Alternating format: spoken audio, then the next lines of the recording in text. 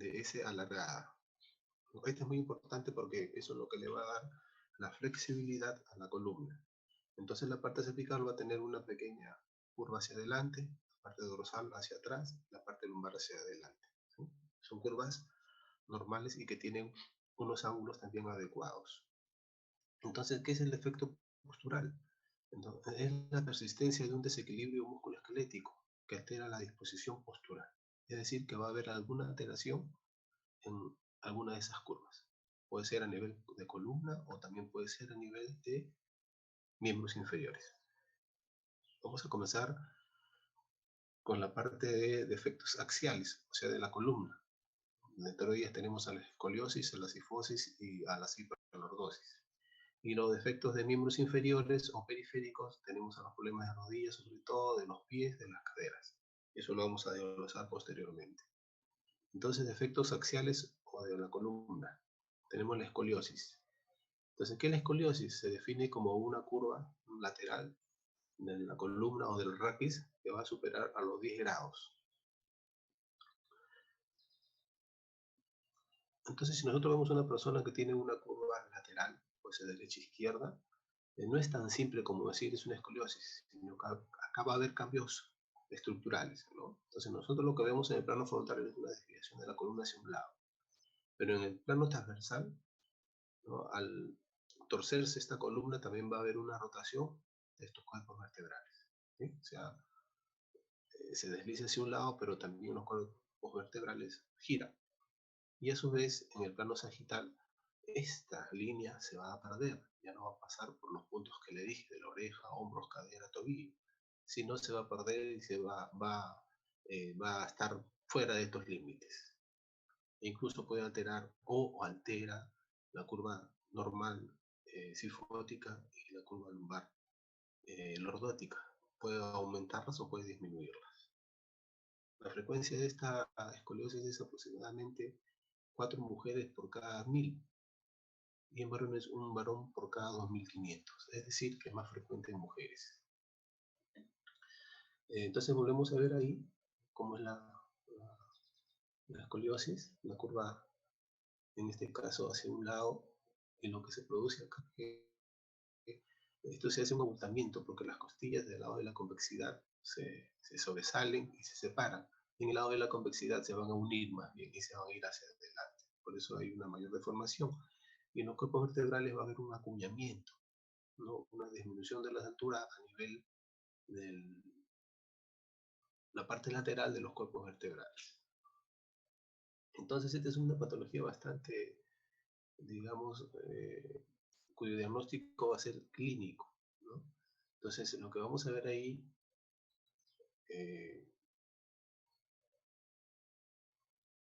es el motivo de la consulta. Entonces, estos padres, sobre todo, porque son niños los que acuden, en la mayoría de estos casos, los llevan por deformidad, generalmente, y pocas veces por dolor.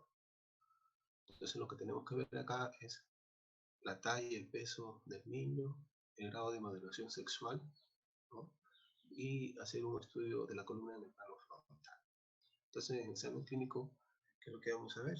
Es una desnivel a nivel de los hombros, o sea, tiene un hombro caído, hay una curva hacia derecha e izquierda de la columna vertebral, las caderas están desniveladas, acá también hay un signo del talle, esto de aquí, en la parte entre el brazo y el tronco, a nivel cóncavo va a estar aumentado y a nivel de la convexidad el signo del talle va a estar disminuido, eso hay que tenerlo presente también. Entonces aquí repetimos, hay desnivel de los hombros, hay una prominencia también de la escápula, o sea, va a salir la escápula, va a salir o va a estar más abultada, la prominencia de las costillas y la flexibilidad de la columna va a estar disminuida. Este es un test simple de la plomada, donde, así como hacen los albañiles, tenemos una cuerda con plomo, lo ponemos a nivel de C7 y vemos ahí a dónde viene el eje. Como vemos ahí, vuelvo a repetir, ¿no? Esta curva de la columna está totalmente fuera del eje. Y el test de Adams, este es patolomónico. Hacemos que el paciente flexione anterior y vemos que se forma una jiba. Esta jiba nos dice que esto es una escoliosis estructural. Entonces aquí se habla como test de Adams positivo. Y ya cuando es evidente, pues ya estamos diagnosticándolo, pero cuando son curvas que pasan un poquito más, que son leves de 20 grados, de 10 a 20 grados, entonces hay que tomar una placa. Entonces el diagnóstico tiene que ser radiológico. Y para eso hacemos la medición del famoso ángulo de Cobb. ¿En qué consiste? Nosotros determinamos la curva, ¿no? El inicio de la curva y el fin de la curva. El inicio de la curva, o sea, la primera vértebra de la curva, se traza una línea paralela al borde superior y una línea paralela al borde inferior de la última vértebra de la curva. ¿Sí?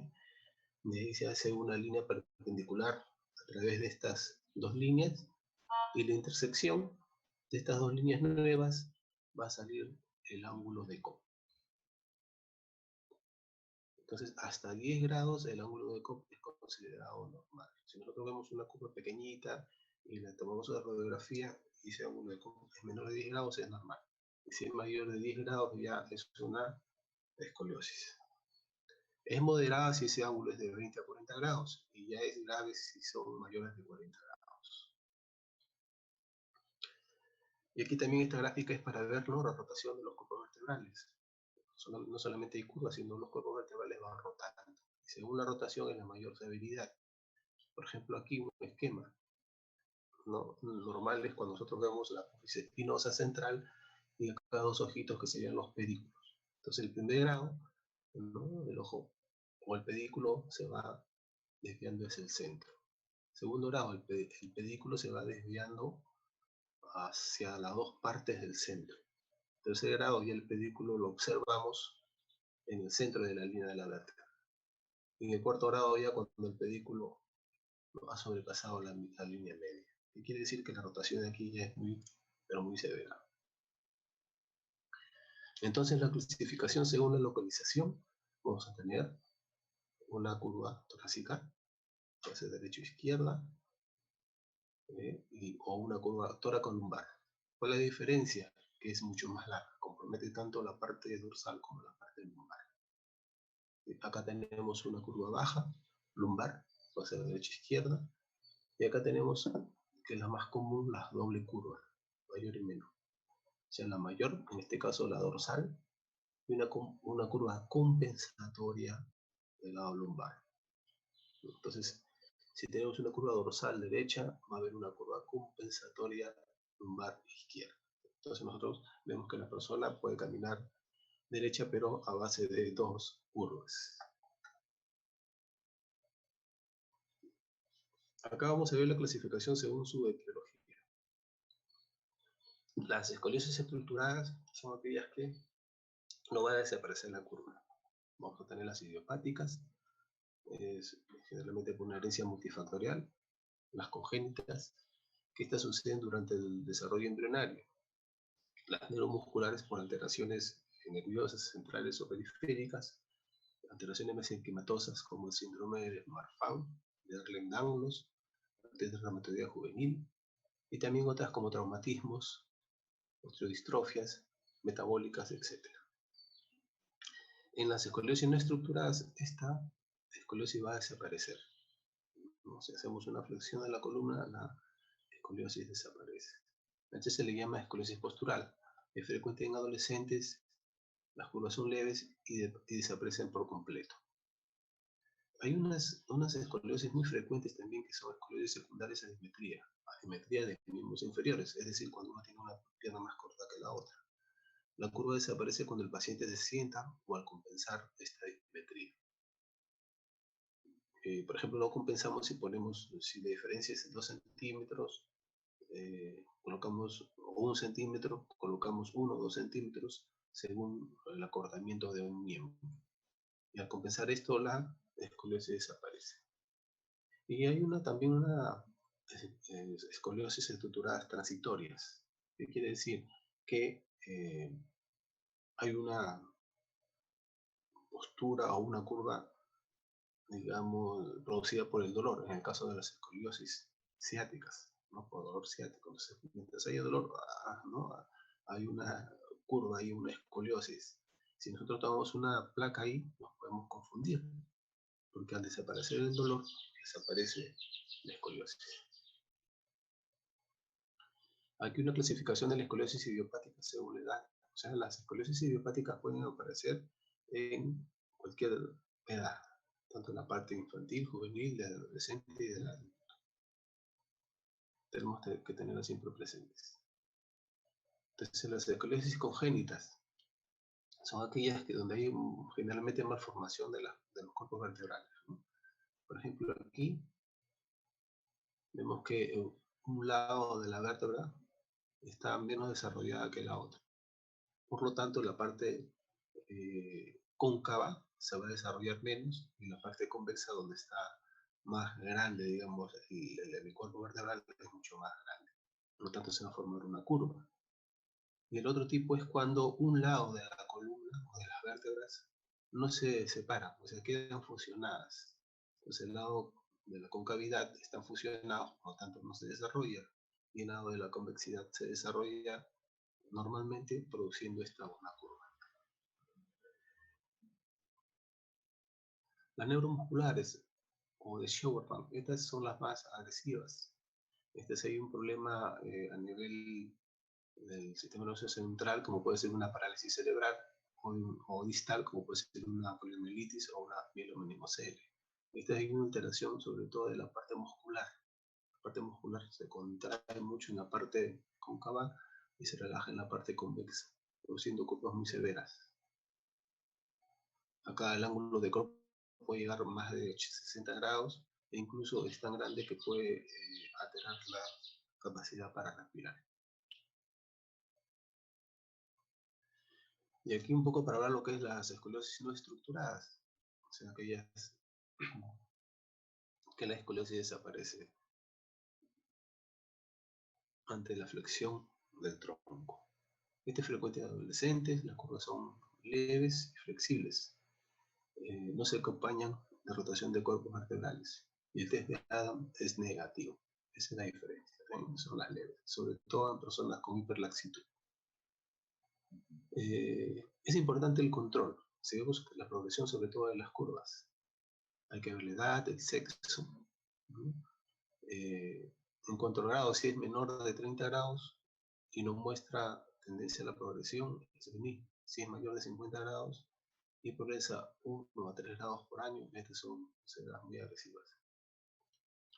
Entonces el tratamiento tiene que ser temprano, o sea, se tiene que detectar desde niños, posiblemente. A veces se escapa esto, por eso es que cuando se detectan ya a veces es un poquito tarde. Tiene que ser un tratamiento individualizado. Y conocer, por supuesto, el curso natural de la evolución. Objetivos: disminuir el grado de la curva o evitar la progresión. Disminuir el grado de la curva o evitar la progresión. Esto va a depender mucho de la etiología, la edad, el estado de madurez, la evolución y el grado de la curva. El grado de la curva, si es generalmente mayor de 60, siempre es quirúrgico. Pero en los casos que alcanzan los 50 grados a pesar del tratamiento, del uso de corset, entonces estos también deben de operarse. El tratamiento conservador, medidas correctivas posturales. Aquí sobre todo la parte fisiátrica, donde hay que hacer ejercicios. Y estos a su vez se pueden coadyuvar con el uso de corsets. Entonces aquí vemos ejercicios fisioterapéuticos específicos para la escoliosis, son los ejercicios de Clap. Entonces, vuelvo a repetir, el tratamiento fisioterapéutico es importante, los ejercicios es lo mejor, prácticamente es el 50% del tratamiento. Y el otro 50% es el uso de ortéticos. Esta es una técnica conservadora todavía muy eficaz para evitar la progresión de la enfermedad. Entonces, el uso de corset. El corset tiene 3 momentos de fuerza, ¿no es cierto? O sea, se van a tomar la principal, la más cerca del ápex. El ápex quiere decir la parte más prominente de la curva, en sentido contrario a la convexidad. Es su punto de fuerza. Y los otros dos puntos de fuerza son en el lado opuesto. Uno va a ir a nivel axilar y el otro a nivel pélvico. Entonces estas tres fuerzas se unen y van a producir que esta curva se enderezca. Se debe tratar ya cuando estas curvas pasan más de 20 grados, ¿sí? O si esta curva va incrementándose 5 grados, ¿no? Después del último control. Hay una variedad de corsets. Hay una variedad, y según el país o según el médico que lo confecciona o el hospital que lo confecciona, toman su nombre. Hay una gran cantidad. Nos vamos a presentar aquí en el corset de Calibis, que es el usado más frecuente para niños, ¿no?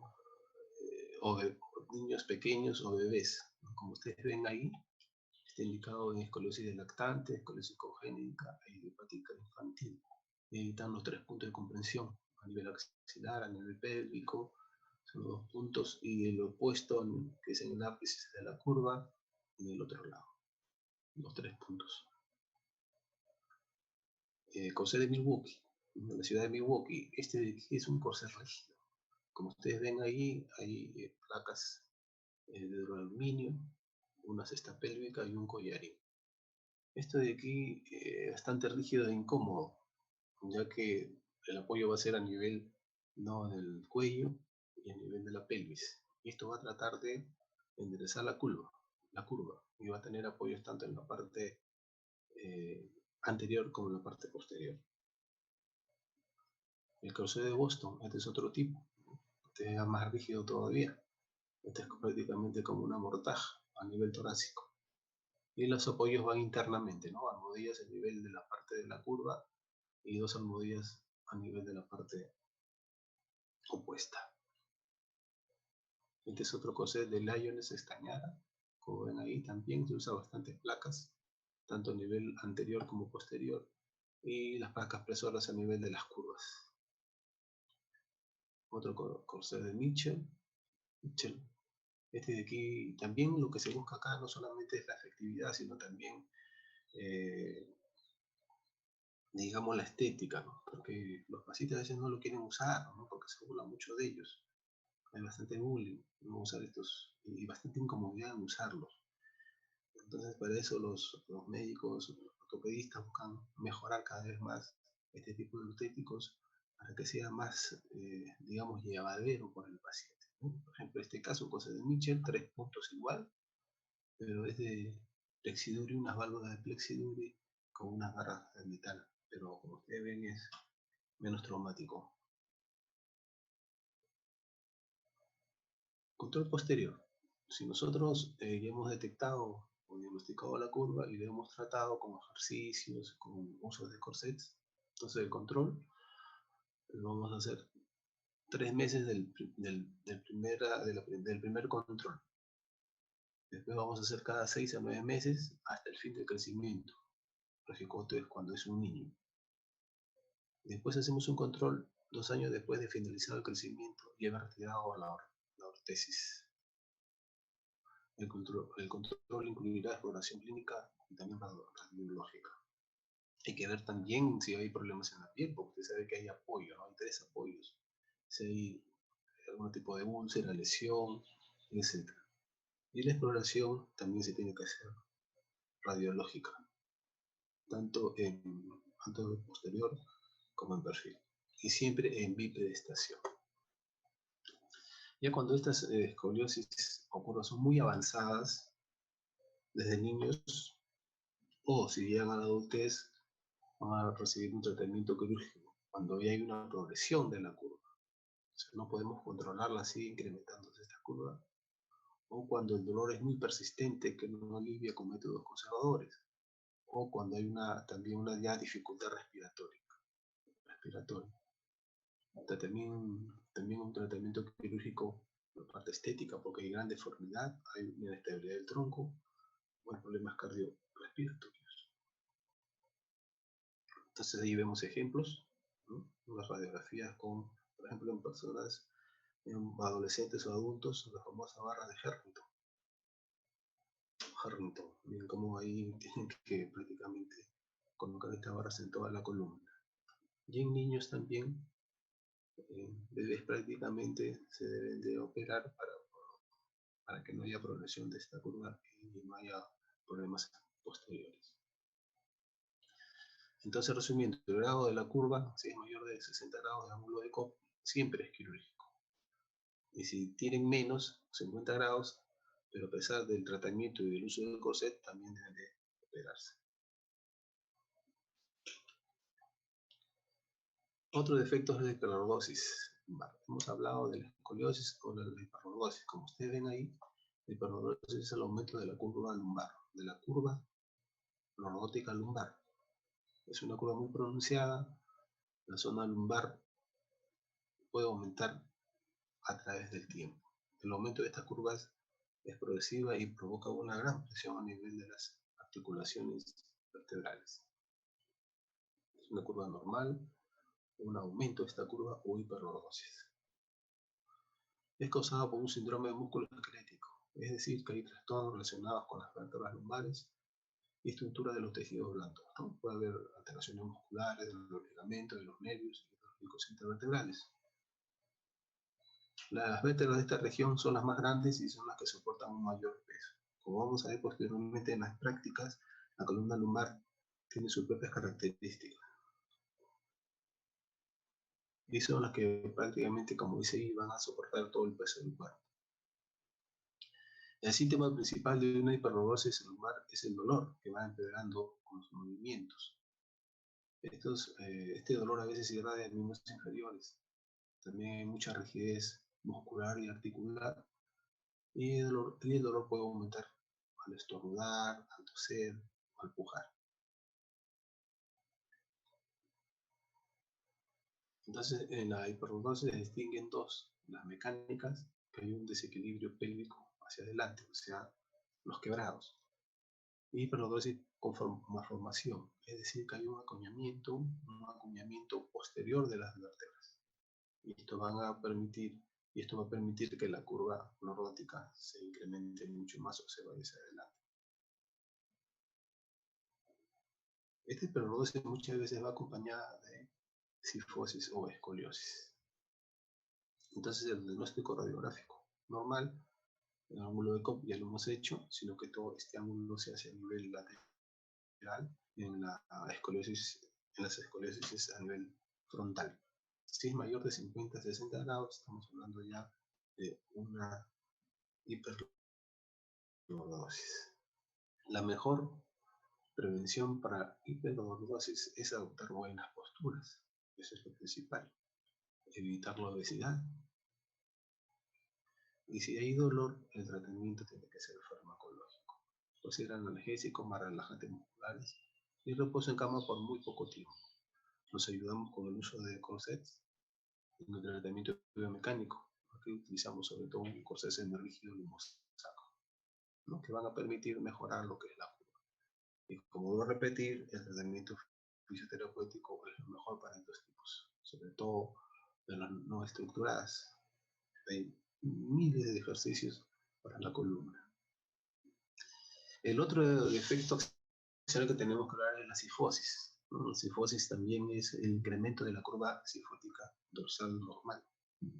¿No? La definición de cifosis viene del griego convexidad, deformidad en el plano sagital debido a una exageración de la curva. Lo normal en el ángulo de Cobb es de 20 a 50 grados. Pasando esto, ya estamos hablando de una cifosis. Como ven en el esquema, ¿no? Los cupos vertebrales son cuadriláteros y en la cifosis prácticamente son trapezoidales. Aquí hay un acuñamiento en la parte anterior de la columna, y esto va a llevar a una convexidad posterior. En una concavidad anterior hay una disminución de los cuerpos vertebrales. Etiología. Frecuentemente son las posturales, sobre todo las personas que tienen hiperlaxitud.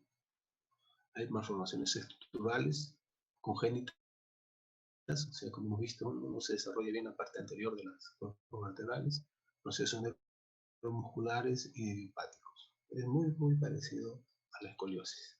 Entonces, clases de curva, tenemos las reductibles o funcionales y las irreductibles. La signología, bueno, vamos a ver una jiba, ¿no? Una joroba dorsal redondeada. Los hombros están hacia adelante, la cabeza adelantada. Las escápulas o los omóplatos están hacia atrás. Hay un aplanamiento del tórax acompañado de un volteamiento abdominal y una basculación de la pelvis hacia adelante. Entonces, las más frecuentes son las cifosis degenerativas del adulto de la vejez, ¿no? Donde hay una joroba. Esta etiología básicamente es una disminución de la densidad ósea, produciendo acuñamiento anterior de las vértebras. Este de aquí van apareciendo cuando va progresando la edad. Y no son muy frecuentes, pero son muy severas las cifosis juveniles de Scheuermann. Estas cifosis son, digamos, muy parecidas a la escoliosis, sino que la forma de la curva es a nivel cifótica dorsal. Esta prácticamente afecta tanto a hombres como a mujeres. Las manifestaciones clínicas, los síntomas se hacen evidentes hacia la pubertad, ¿no? Los datos radiográficos no aparecen antes de los 10 años. Entonces hay que estar vigilando a estos pacientes desde muy niños. Hay cansancio, dolor a la digitopresión, hay también lordosis lumbar compensatoria, el abdomen muy prominente, hay contracturas muy tensas de los músculos posteriores de la espalda y de los muslos. Formas clínicas, la clásica o dorsal, donde el ápice, o sea, la curva, la altura mayor de la curva es a nivel de D7 a D9. Es familiar y es progresiva. En el 20-30% de los casos se asocia a escoliosis y dolor variable. Y la tora columbar o dorso lumbar también es dolorosa, predominio en varones, es progresiva y es secundaria a traumatismos repetidos y con rigidez en la zona también dorso lumbar.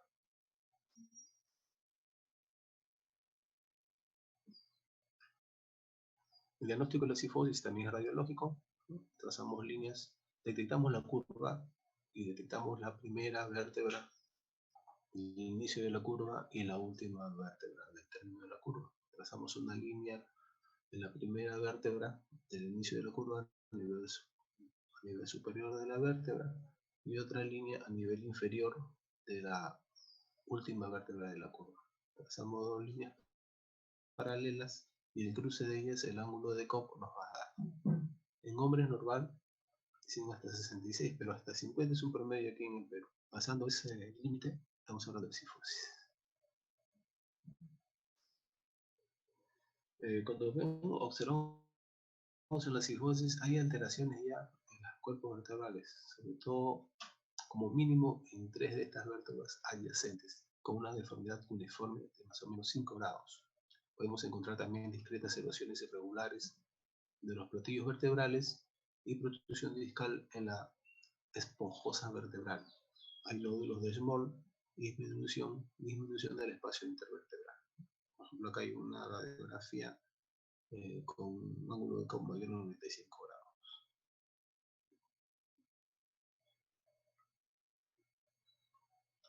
Entonces hay que hacer un diagnóstico diferencial con espalda redonda postural, dorso curvo idiopático, con cifosis congénita o con cifosis secundaria a displasias óseas, fracturas vertebrales por compresión, espondilitis, tumores, osirradiación, etc. El tratamiento también depende de la intensidad de la deformidad y de la edad del paciente. Los objetivos son a nivel dolor, corregir la cifosis, mejorar el aspecto estético, evitar el empeoramiento ulterior de esta curva, fisioterapia o tratamiento fisioterapéutico o ayudado con el uso del corset, y el control tiene que ser periódico, cada 3 a 6 meses, un control clínico radiológico. Entonces acá tenemos tratamientos ortéticos. Cuando no es muy severa esta cifosis, tenemos los tirantes correctores, pueden ser elásticos, simples, o algunos pueden ser tirantes con placa posterior. También hay múltiples variedades. Ojo, esto ayuda a corregir, pero es la mitad y hasta menos. Lo principal es el ejercicio. Acá ya también hay unos corsés semi-rígidos que son no tan, ¿cómo le puedo decir? Son corsés que van a permitir, ¿no?, que el paciente pueda hacer sus actividades normales. Se puede sentar, parar, hacer su trabajo, etc. Pero este corsé va a mantener la curva, digamos, en su mismo ángulo, o va a disminuir, pero muy levemente. Como ven ahí, va a tener unos tirantes que van a llevar, ¿no?, los hombros hacia atrás. Posteriormente tiene unas barras rígidas de aluminio, no pesan, y se va a cerrar en la parte delantera. Esto va a permitir una postura en hiperextensión. Vuelvo a repetir, en las cifosis leves. En las cifosis ya severas hay que utilizar ya los corsés rígidos, como por ejemplo acá el corsé de Neubauer, parecido al de la escoliosis. El apoyo es cervical, una canasta pélvica y las barras, dos laterales y una barra anterior. Acá hay un corsé de Robert Jones también, como ustedes ven ahí, es una placa dorsal con una cesta pélvica, ¿no?, y sus tirantes. Corsé de Jewitt, también una placa posterior, y los apoyos son en el pecho y en la parte pélvica. Es decir, que vuelvo a repetir, que cada médico, cada institución van creando nuevos ortéticos para mejorar estas curvas. Y también vuelvo a repetir que el ejercicio es lo mejor para el tratamiento de las curvas axiales. Hay que buscar la flexibilidad de la columna y también de la cintura escapular. Hay que fortalecer todo el músculo en general. El trabajo específico debe ser sobre todo en músculos extensores de la columna dorsal. Y también hay que realizar coordinaciones dinámicas en general. Acá, como vemos, hay múltiples ejercicios para mejorar la cifosis. O sea, se tiene que hacer ejercicios específicos para mejorar la parte alterada, que puede ser la cifosis, la escoliosis, lordosis, pero también se complementa con ejercicios generales. Tratamiento quirúrgico. Bueno, acá ya cuando los candidatos de cirugía incluyen a los pacientes que van a presentar una curva torácica rígida, que está progresando y que excede los 80 a 90 grados del ángulo del codo. Una curva toracolumbar que excede los 60 a 70 grados, o el dolor es muy discapacitante. Hay también una imagen, un ejemplo de una cirugía, las barras de Harrington, y miren la cantidad de tornillos que se utilizan para mejorar esta curva. Es muy traumático, en verdad, este tipo de tratamiento. Y para terminar, he hecho acá una sinopsis de lo que es las alteraciones de los efectos periféricos. He tomado los más frecuentes, y de ellos son las rodillas, ¿no? La rodilla valga o en X, en lo cual los tobillos están separados y las rodillas están en contacto. Esto se ve sobre todo en mujeres. Y la otra es las rodillas varas, o los chuecos que les llamamos, ¿no?, donde las rodillas están separadas y los talones están juntos. Estas alteraciones biomecánicas van a producir deformidades en las rodillas, van a producir con el tiempo las famosas gonartrosis o artrosis, y van a producir grandes discapacidades como su dolor e incapacidad funcional para caminar.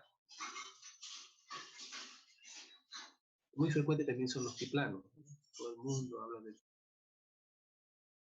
la morfología del pie, que se caracteriza por la disminución del arco o la altura de la bóveda plantar. También se llama arco osal, arco longitudinal anterior. Cuando se acompaña de valgo de retropié o masa de adducción, inclinación de la antepía, se denomina pie plano valgo. ¿Sí? Estamos terminando. Sí, aquí terminamos ya, aquí es el pie plano. Y Lo otro sería lo opuesto, que sería el pie cabo, que es el incremento de la curva normal del pie. La curva normal del pie más o menos tiene una altura de 1 centímetro. Entonces, como vemos ahí, y acá abajo tenemos unas huellas plantares normal, y el pie plano prácticamente se ve toda la planta del pie, y el pie cabo está prácticamente dividido en dos, la parte anterior y la parte posterior. Estas son las patologías más frecuentes